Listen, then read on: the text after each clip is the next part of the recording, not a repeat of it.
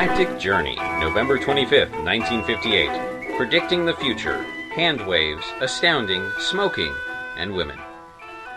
Writing good science fiction is hard. Writing good anything is hard, but science fiction multiplies the complexity. Science fiction requires a writer to project the effect that a scientific development will have on society. Moreover, the writer must portray this future society plausibly, which means distinguishing it from our current culture by extrapolating and/or inventing new mores and activities. I think this is why so many authors, even quite good ones, come up with brilliant technical ideas, but their visions of the future look uncannily like our world of the late 1950s. Take smoking, for example. Smoking is practically ubiquitous in our current society, but there is now a small but vocal movement by doctors and scientists who alert us to the potential dangers of tobacco. They include a variety of respiratory ailments and even cancer. Yet smoking is just as commonplace in the future worlds of science fiction. You would think somebody would portray a smokeless future. Another example is the portrayal of women.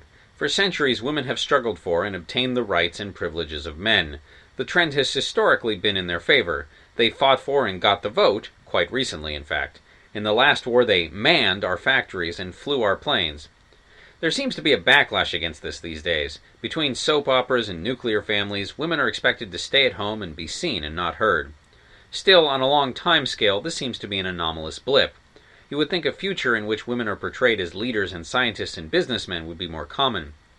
Yet you can go through an entire issue of Astounding and find just one female character in 10, and odds are that woman will be a wife with little agency of her own. It is a man's future if you read science fiction, a smoking man's future. It could be argued that this is not all the fault of the writer. Even the greatest virtuoso must play to his or her audience, which in this case includes both the readers and editors. This audience is usually forgiving of one or two deviations from the norm. We call them handwaves. For instance, so far as we currently know, it is impossible to go faster than light. Yet science fiction is full of stories featuring vessels that do just that. That's a handwave. Psionic powers are another handwave. People only have two hands. Too many extrapolations result in an alien world that may be too unfamiliar to its audience. Maybe. I'd like to think we science fiction fans are a more sophisticated lot than the average person on the street. Heinlein certainly doesn't have a problem dreaming up new ideas by the baker's dozen and incorporating all of them into his worlds. And the few standout female characters, e.g. Asimov's Susan Calvin, Piper's Martha Dane, the protagonist of Zena Henderson's The People series, have not driven fans away in droves.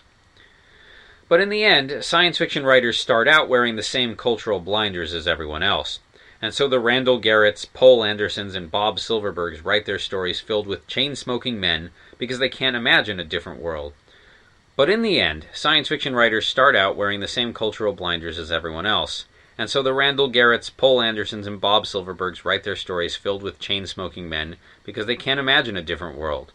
Someday, perhaps, they will read the few great, truly visionary stories of their peers, and light will shine through their blinders. If you're wondering what triggered this screed, stay tuned for my next piece. I promise I'll get back to reviewing the latest magazines.